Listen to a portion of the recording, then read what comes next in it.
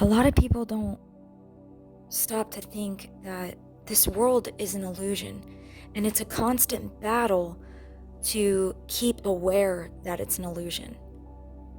So every day, it's a battle to see through the illusion, because we go about our day-to-day lives and we got to cook, we got to go to work, we got to clean, we got to take care of kids, we need to do all these things that keep us in this realm, in the illusion, that we forget that we're actually spiritual beings here in this realm, in an earthly vessel. We forget that it's actually more spiritual outside of the illusion. And that's what Stephen and I are. We're constantly every day battling the illusion, and it's harder on him because he's just like me. He wants to live outside of the illusion 24/7 all the time too, but he has to go and do physical work in 12 hours continental night and day shifts, and he's more in the illusion all the time than more so than I would be. So I always gently remind him of what he already knows, and then he's like, that's right, I gotta remember it's just the illusion. And it could be like that for many of you who are listening to this too, going through the same thing. But yeah, we are constantly battling this illusion of a realm. That's what I've been feeling a lot more lately, is to just sit and meditate in prayer, and to remind myself that this is all an illusion, and the lower density energies, the darkness, the ones that are controlling the earth right now, that have this power right now to control it in such a way that it is, they are trying everything they can to hinder us and censor us from not feeling and seeing the spiritual aspects through the illusion.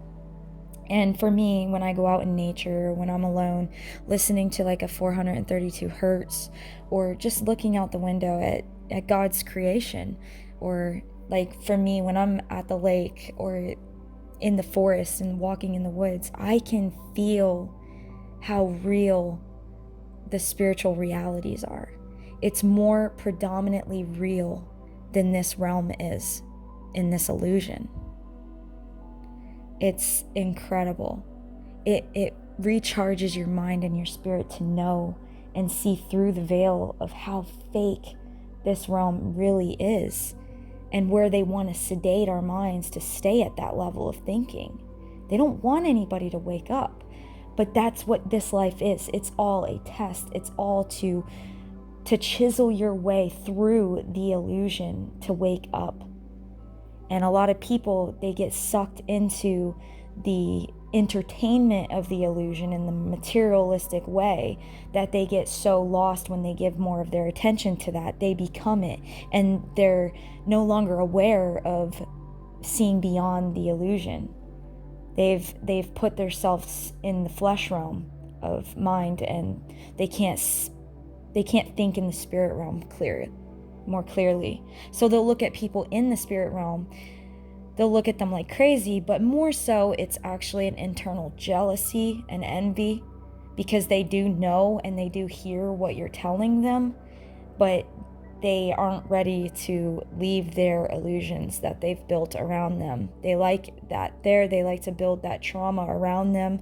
It's just all that they know. They have fear to leap out into what could be for them outside of this way of thinking. These are just some thoughts that I've been going through. But I see right now that a lot of people are going to be awakening out of this year. A lot of people that have been kind of playing flip-flop on both sides, maybe having a open mind to both sides, but this year is going to be the year where they're going to have to face, okay, which side am I going to truly be on? And they can feel it. They can feel it's time. It's time. And we put ourselves to sleep at certain seasons, certain times, and we wake up when it's our time. It's a perfect divine timing when we awaken out of our slumber.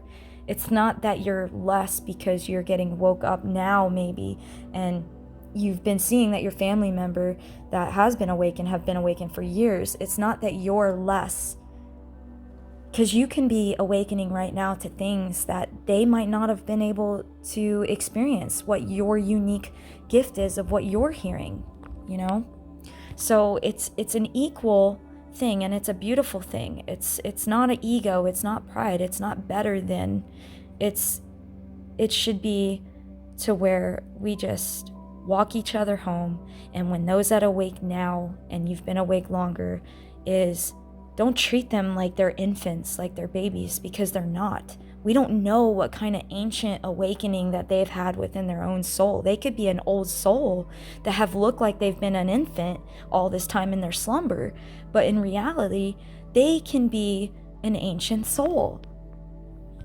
So it's really important to be very careful that you don't think that you're better than someone if people are waking up right now and you've been awakened for a long time.